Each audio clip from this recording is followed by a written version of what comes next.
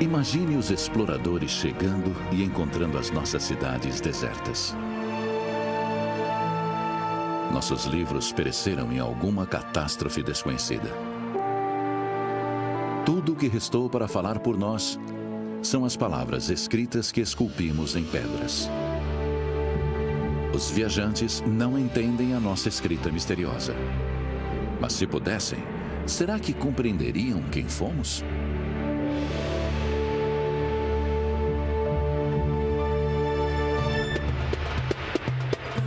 Nas selvas do sul do México e da América Central, as ruínas antigas dos maias apresentaram esse mistério. Elas revelaram a civilização de feitos impressionantes, criada em isolamento da Europa e da Ásia. Suas cidades eram cheias de estranhas inscrições, formas retorcidas fantásticas chamadas hieróglifos.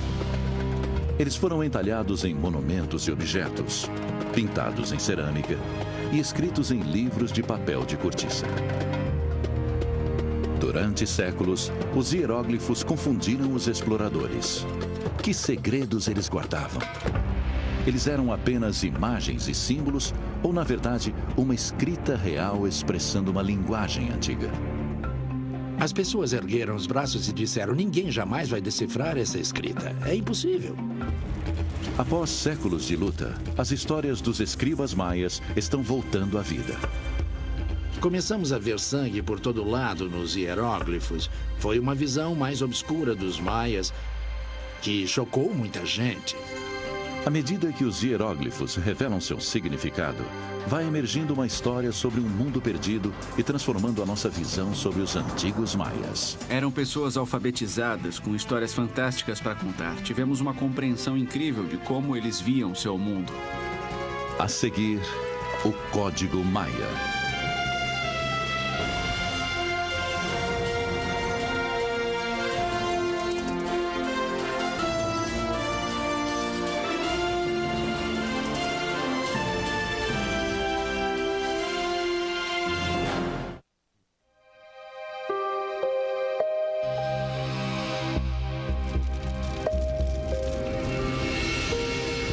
No século XVI, as chamas da Inquisição Espanhola queimaram o Novo Mundo, dizimando a civilização maia.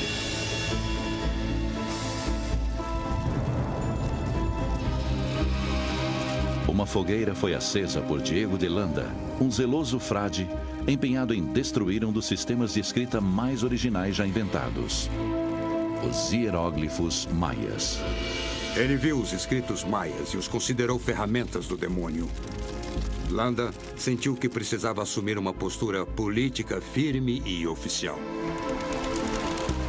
A missão de Landa era converter os maias ao catolicismo na península de Yucatán. Ao saber que eles ainda faziam oferendas aos deuses antigos, ele prendeu e torturou milhares de maias por crimes de adoração ao demônio. Ele os submeteu a uma inquisição primitiva que foi inacreditável em sua ferocidade, ao mesmo tempo em que destruía tudo o que achava e considerava que fosse superstição, ou seja, boa parte da cultura. Fizeram uma grande cerimônia de destruição na praça pública e queimaram centenas, talvez milhares de livros. Jamais saberemos. Desse grande volume, somente 4 livros, ou parte deles, sobreviveram. Os escribas maias foram obrigados a aprender a escrita europeia. O sistema de escrita se extinguiu totalmente nos séculos posteriores à conquista espanhola. As pessoas provavelmente foram queimadas na estaca por escreverem no sistema antigo. Por volta do século XVIII, creio que ninguém soubesse escrever. O conhecimento da antiga escrita maia logo desapareceu. Foram necessários séculos de esforços antes que os hieróglifos pudessem ser lidos de novo.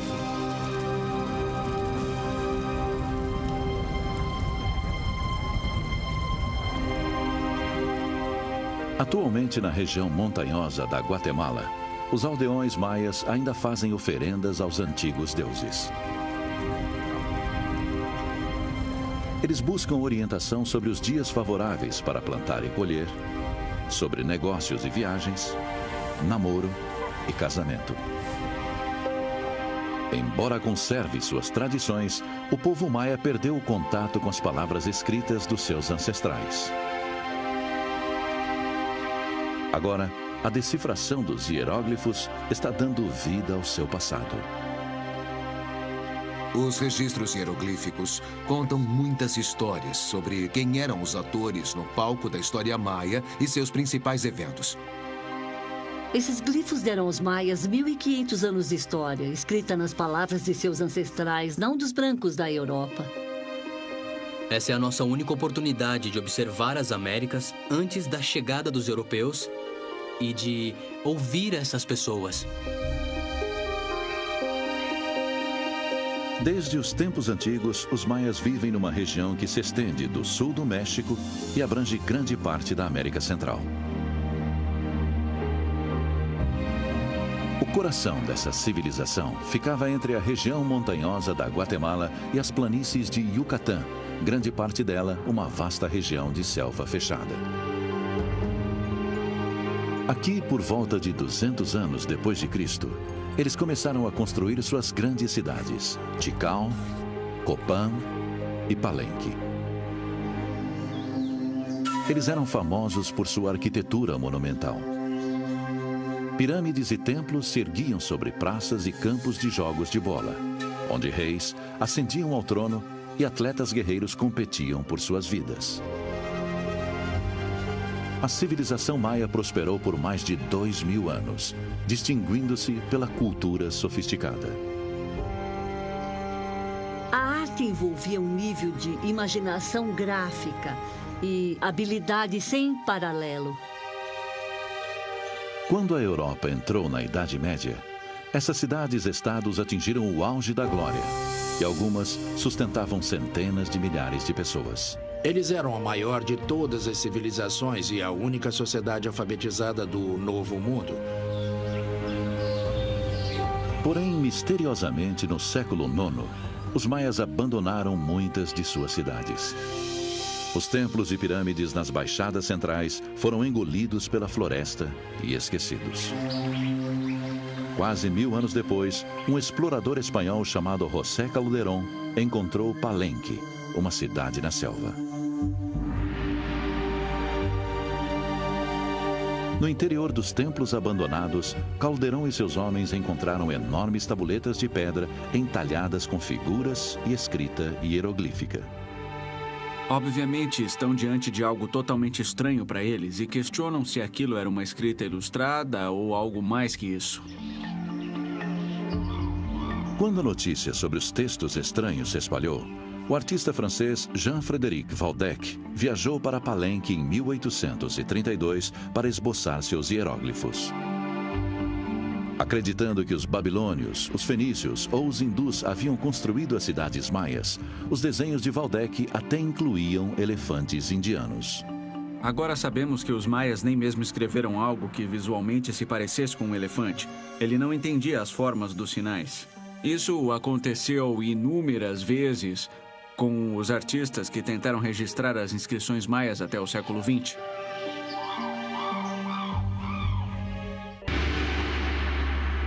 Tudo mudaria nos anos 80, quando Alfred Maudsley chegou com uma câmera antiga. Maudsley se aproveitou ao máximo do avanço da fotografia. Ele foi a todos os locais conduzindo caravanas cheias de negativos de formato grande e equipamento especial. Foi um grande esforço. Suas fotos captaram os detalhes delicados dos hieróglifos.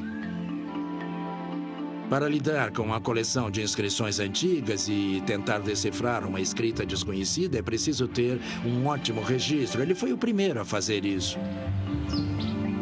Porém, os vários estudiosos que analisavam as fotos de Maudsley não sabiam que o trabalho de decifração já havia começado com a descoberta dos livros maias que sobreviveram à conquista espanhola.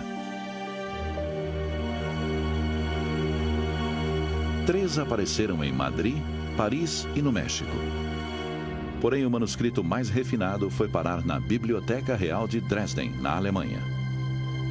Chama-se o Códice de Dresden. Esteve esquecido até 1810, quando um volume imponente sobre as Américas foi publicado em Paris e incluía 5 de suas páginas.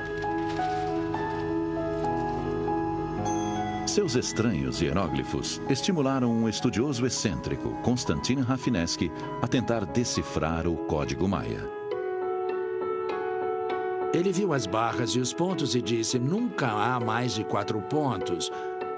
Uma barra deve significar 5. 1 seria 1 ponto, 2 seriam 2 pontos, 3 pontos, 4 pontos. Aí vinha uma barra, 1 ponto, a transformava em 6. 2 pontos e uma barra, 7. E essa foi a primeira vez que alguém conseguiu decifrar um hieróglifo maia. E aí foi o começo da decifração. A investigação se deslocaria para Dresden, na Alemanha, quando Ernest Forstmann, um bibliotecário, encontrou por acaso o Códice de Dresden. O livro inestimável permaneceu despercebido na biblioteca durante décadas. Já imaginou poder dispor de uma das fontes básicas mais importantes da pré-história do Novo Mundo e tê-la ali à sua frente, olhar para ela, manuseá-la? Forstmann descobriu que os maias haviam desenvolvido um calendário para marcar o tempo e até se envolveram com astronomia. No Códice de Dresden, ele achou previsões exatas para as datas de eclipses lunares e solares. E havia tabelas rastreando os ciclos do planeta Vênus, que estava ligado à guerra.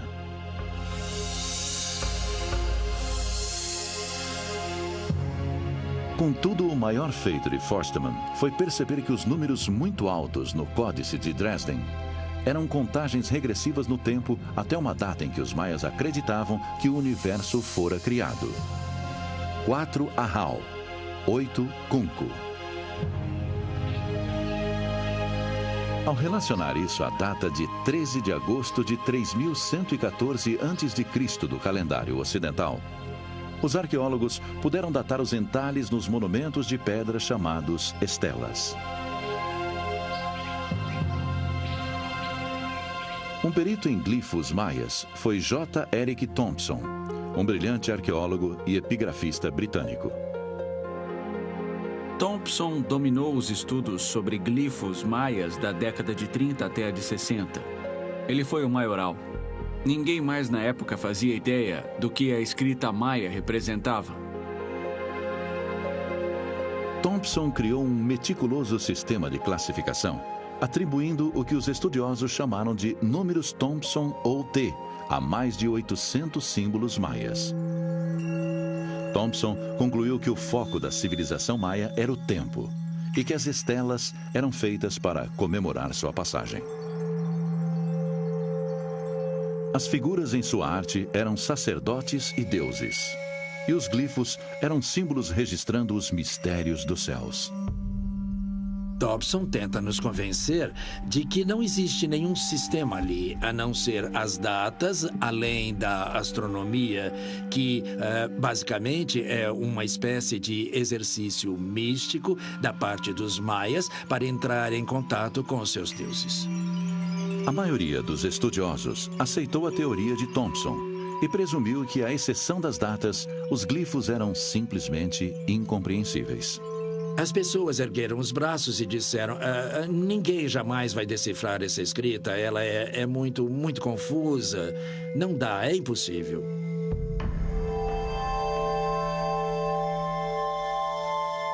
A mulher que desafiaria a visão de Thompson começou a estudar os maias por acaso. Tatiana Proskuriakov estudou para ser arquiteta. Mas quando se formou em 1930, o país estava sob domínio da Grande Depressão. Ela não tinha a perspectiva de emprego.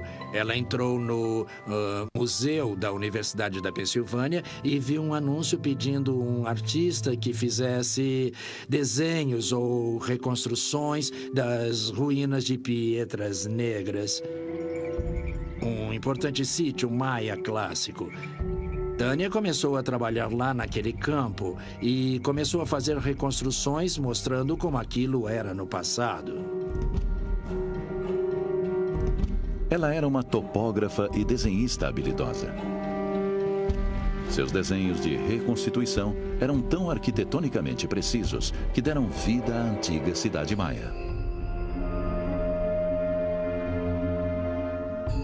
É quase como se ela tivesse uma visão de raio-x no cérebro. Ela podia olhar para um templo em ruínas e adivinhar quantos terraços sustentavam a superestrutura no topo. Acabou se revelando extremamente visionária. Um de seus projetos foi remontar todos os fragmentos de jade que haviam se estilhaçado em vários pedaços. E foi nessa ocasião, quando trabalhava quase anonimamente, que ela veio com a grande descoberta. Proskuriakov tinha fotografias de dezenas de estelas em pedras negras. Quando ela as organizou pelas datas de consagração, ela começou a notar um padrão. Os maias colocavam uma série de estelas na frente de um templo, uma a cada 5 anos. A primeira estela de cada série sempre exibia uma figura dentro de um nicho entalhado. Na parte inferior da estela, havia uma vítima sacrificial. Uma escada levava até uma figura sentada acima. Proskuriakov decidiu entender a cena. Cada estela numa série mostrava a data de sua consagração. Várias estelas também tinham outra data misteriosa. Logo depois vinha um glifo da cabeça de um pássaro envolta num pano. Thompson o apelidara de glifo dor de dente. Mas o que significava? Proskuriakov achou uma pista quando descobriu outra data que se situava num período entre 12 e 31 anos antes do episódio da dor de dente. O glifo que vinha após essa data mais anterior era sempre a cabeça de um iguana virada para cima. Ela imaginou que o primeiro fosse o glifo de um pássaro e que o seguinte, talvez, fosse a data na qual houve a ascensão ao trono.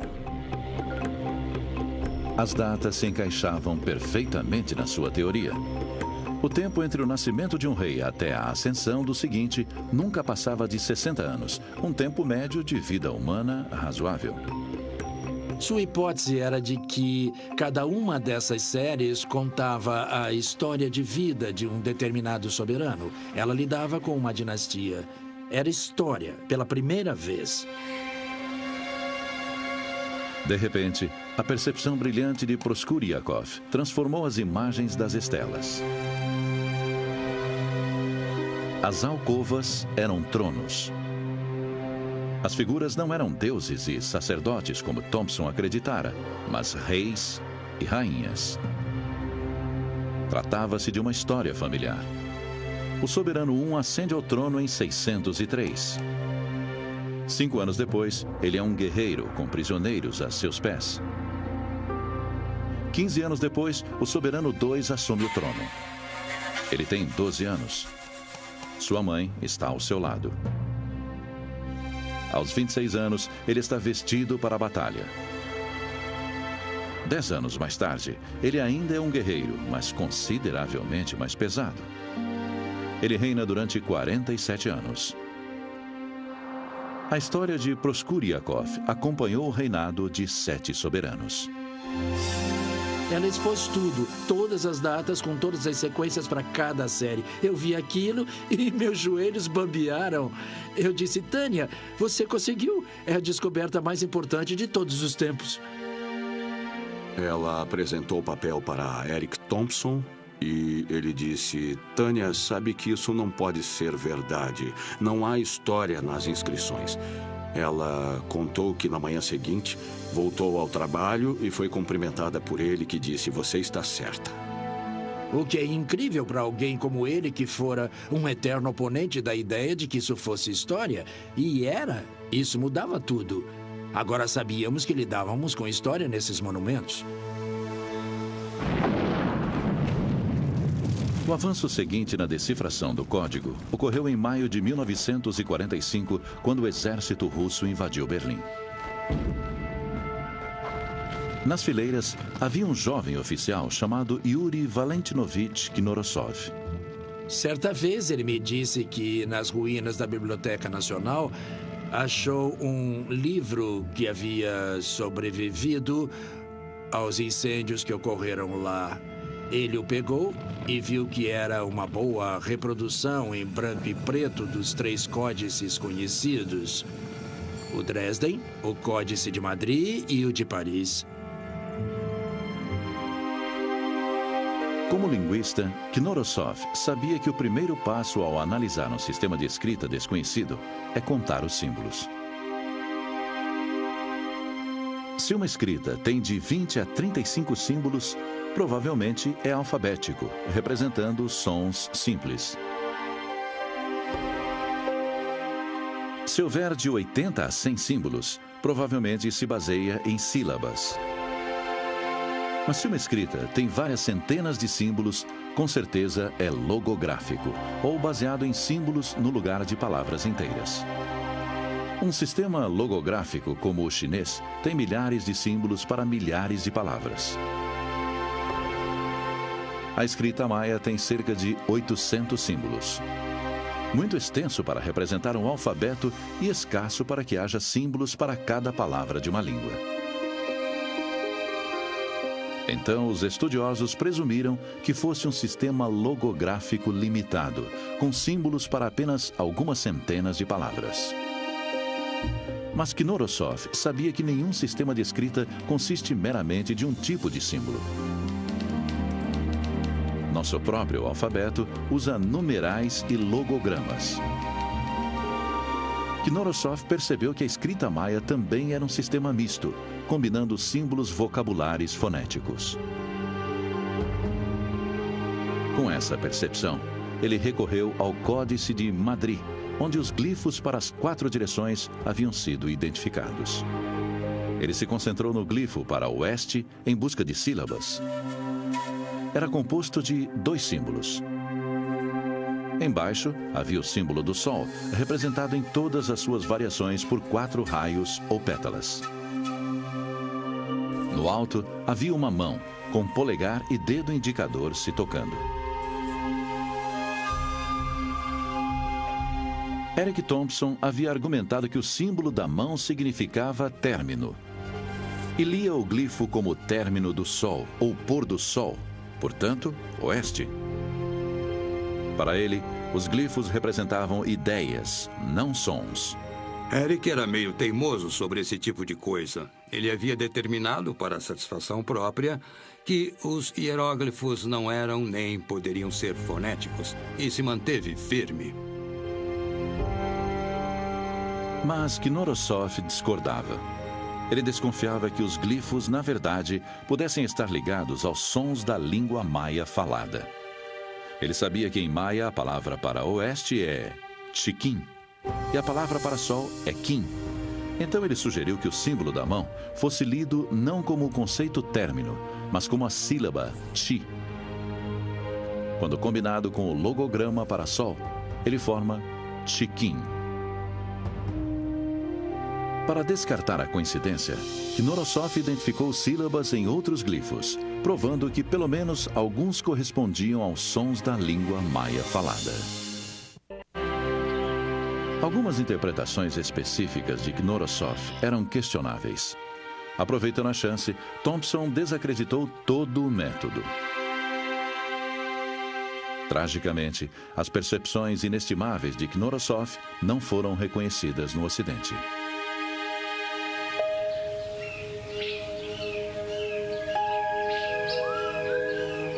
Mas a era dos estudiosos solitários espalhados pelo mundo estava chegando ao fim. A mudança começou em Palenque, conduzida por Merle Green Robertson. Ela passara anos documentando a arte do sítio para as futuras gerações.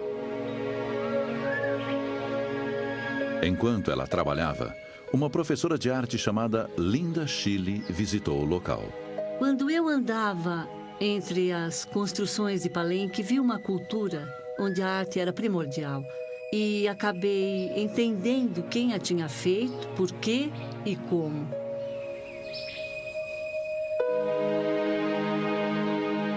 Shirley começou a ajudar Robertson. À medida que trabalhavam, ela adquiriu um conhecimento íntimo do sítio. Isso seria útil em 1973, quando Robertson organizou uma conferência em Palenque. Ali, Shirley conheceu Peter Matthews, que passara o inverno anterior analisando livros sobre os glifos de Palenque. Basicamente, no fim desse processo, eu tinha 3 cadernos enormes cheios de transcrições em números T de Thompson de todos os símbolos de cada inscrição de Palenque. Matthews se uniu a Shirley para reconstruir a história da dinastia de Palenque. Eles sabiam que alguns nomes reais de Palenque são acompanhados por um título, um símbolo, como um sol alado. Então, nós vasculhamos e achamos todos os exemplos desse título e anotamos a data mais próxima.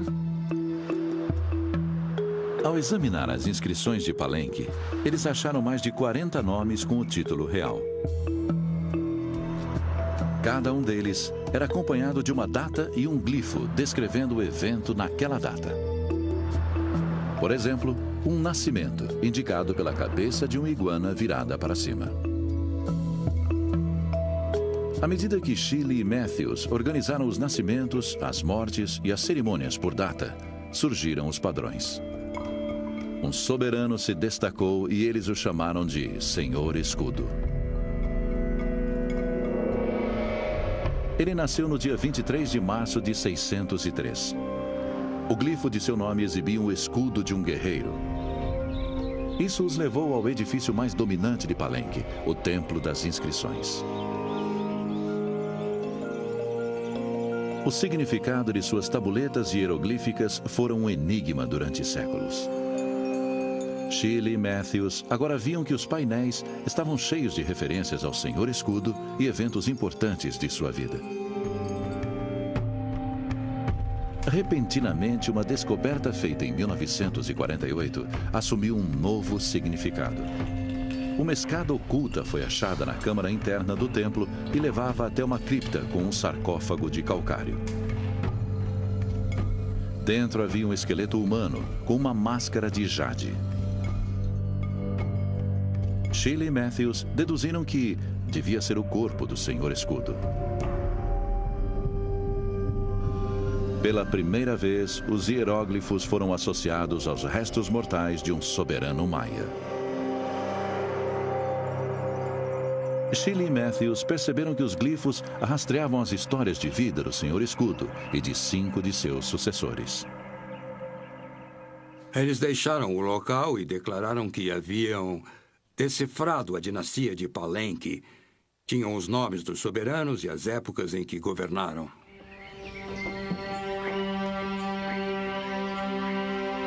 Após anos de trabalho, a decifração do código maia seria possível. Mas restava um grande obstáculo. Para ler os hieróglifos em voz alta, na língua em que foram escritos, a decifração fonética iniciada por Knorosoph precisava ser terminada. Apesar de décadas de esforço, menos de 30 símbolos fonéticos podiam ser lidos com confiança. A solução final para os sons dos glifos foi achada por David Stewart, cujo aprendizado sobre a cultura maia começou quando era criança. Seu pai, George, costumava trazê-lo nas viagens de estudo à Mesoamérica. Quando voltamos aos Estados Unidos, eu já estava tão enfeitiçado pela experiência que queria voltar sempre.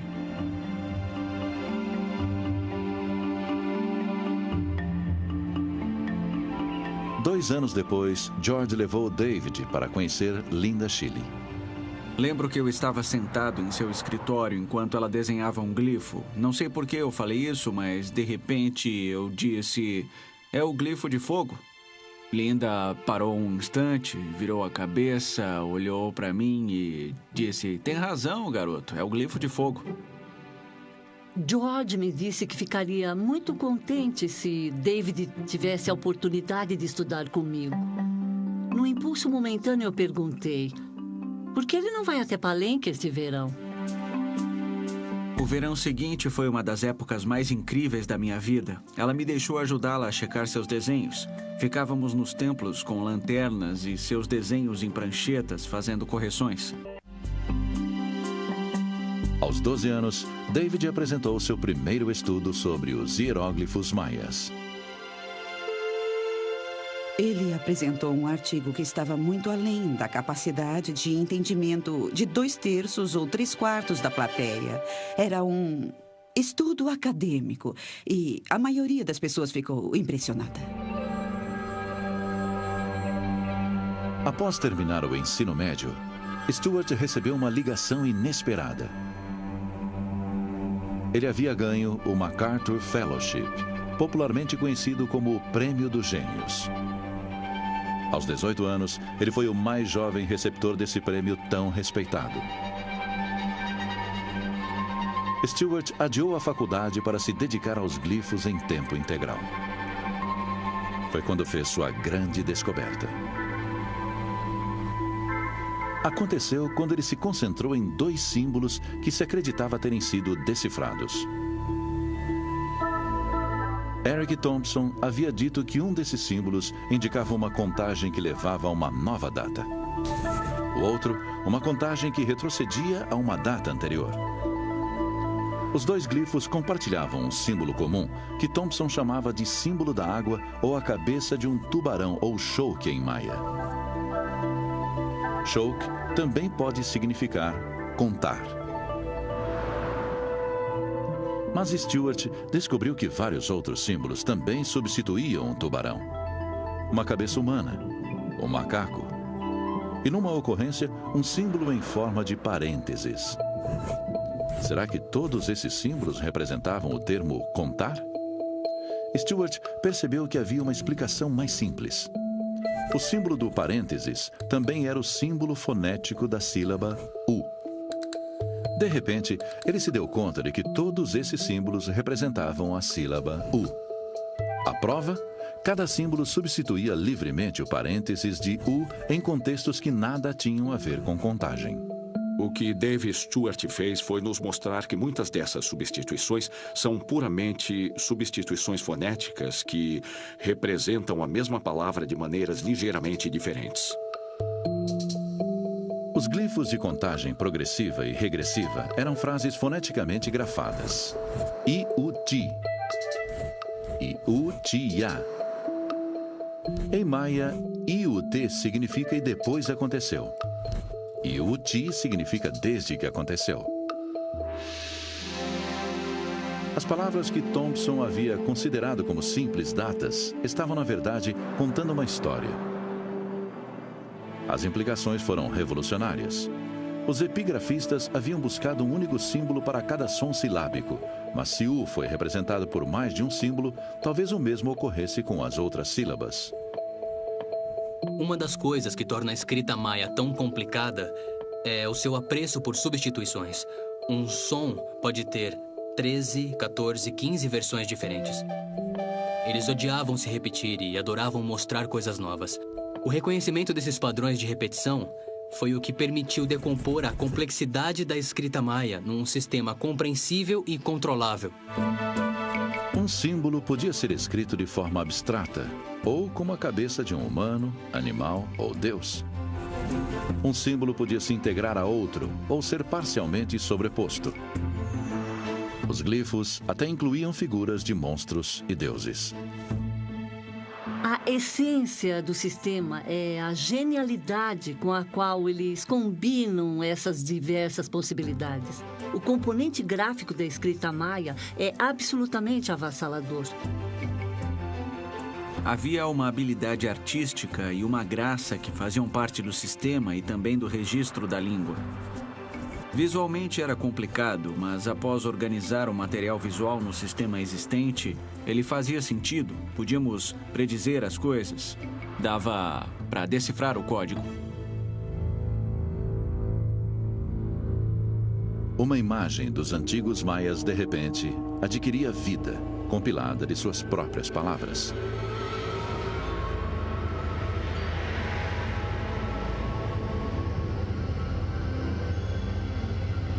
Alguns glifos simplesmente descreviam bens pessoais. O tupá, o tupi, seu enfeite de orelha, e o quibe, seu recipiente para beber. Estão descrevendo objetos especialmente importantes que pertencem à corte real. Devem ser presentes que receberam ou deram. Fazem parte de um processo social que ajuda a unir essas sociedades. Logo emergem ideias mais esotéricas na escrita. Havia glifos descrevendo seres sobrenaturais apavorantes. À medida que fluem as leituras, começa a emergir uma visão mais complexa dos maias. Em vez de pacíficos sacerdotes astrônomos observadores de estrelas, os maias revelam-se iguais a qualquer outra civilização, com muitos conflitos.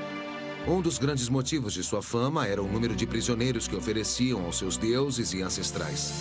Periodicamente, eles também se envolviam com o sacrifício mais precioso de todos, que era ofertar o próprio sangue. A partir dos glifos e da arte, emergia a psique dos antigos maias. Agora víamos o povo maia de um modo geral. Podíamos olhar para um objeto de arte maia, para as inscrições no topo dos vasos e entender o que eles faziam. Um mito, pintado repetidamente nos vasos maias, reproduz um manuscrito do século XVI ainda existente, o Popol Vuh. Ele conta a saga de 2 irmãos gêmeos convocados para o além. Eles disputam um jogo de bola contra os senhores do além, mas são derrotados e sacrificados. A cabeça de um dos irmãos é decepada e pendurada numa árvore. Surge uma moça que é filha de um dos senhores do além. Ela conversa com a cabeça e a cabeça cospe na mão dela. Naturalmente, ela fica grávida. Banida do além, ela acaba dando à luz a um segundo par de gêmeos. Eles se tornam guerreiros habilidosos e retornam ao além para combater seus senhores. Após uma série de truques inteligentes, eles ressuscitam o corpo de seu pai, o deus do milho, e trazem comida para seu povo. Depois, eles se elevam, transformando-se no sol e na lua. Esse é o mito mais importante que temos conhecimento no Novo Mundo. Provavelmente é o trecho literário mais importante já produzido no hemisfério ocidental. A decifração não só esclarecia o mundo íntimo dos maias, como também elucidava as lutas pelo poder que dilaceravam suas grandes cidades-estados. Ficou claro que do século III ao IX, o mundo maia foi dominado por superpotências beligerantes. Começamos a ver sangue por todo lado na iconografia e nos hieróglifos. Não eram um povo pacífico. Os glifos revelam o caos. Chuk, capturar. Hub, destruir uma cidade. Pul, queimar. Chak, decapitar. Um escriba escreveu sinistramente. Os crânios se amontoavam e o sangue acumulava. No último monumento datado de Copan, o grande rei Iash-Passá entrega o cetro para seu sucessor, indicando o surgimento de uma nova dinastia. Mas esse novo reino jamais começou. O escriba que contava a história fugiu, deixando o monumento inacabado. O reino não podia mais sustentar reis ou artistas.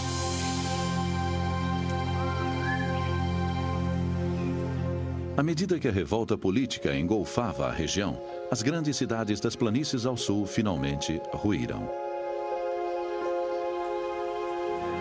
Muitas vezes nos identificamos com o passado glorioso. Dizemos, sou maia. Vemos Tikal, Copan e vários monumentos e nos identificamos como maias. Porém, muitos de nós agora não falam nossa língua. Ela desaparece diariamente. Os maias guiaram exploradores e reconstruíram monumentos. Eles compartilharam o conhecimento de seus idiomas falados e costumes. Agora, querem colher os benefícios da decifração. Durante um seminário maia em Antígua, apresentei um texto hieroglífico e mostrei como podia ser lido. Eles vieram até ela depois e disseram: "Você mostrou hieróglifos maias na tela." Ela confirmou, disseram: "Você conseguia lê-los?" E ela: "Sim, agora conseguimos lê-los." E eles: "Puxa, é a nossa história. Nunca tivemos acesso a ela. Nós queremos conhecê-la." Essa é uma história que nunca me ensinaram na escola. É muito importante, porque é a história que não conhecemos. Durante séculos, a cultura maia foi brutalmente reprimida. Seu povo foi pressionado a falar e a escrever em espanhol e a usar nomes cristãos. Agora, os maias estão redescobrindo os hieróglifos e sua história. Os glifos representam nossa única janela para o passado pré-colombiano. Não fornece respostas a todas as nossas perguntas, mas nos dá uma ótima percepção nativa em relação a tudo aquilo que eles achavam importante. Com a decifração do Código Maia, as palavras de seus antigos escribas finalmente adquiriram vida, revelando a história e a literatura de um mundo desaparecido.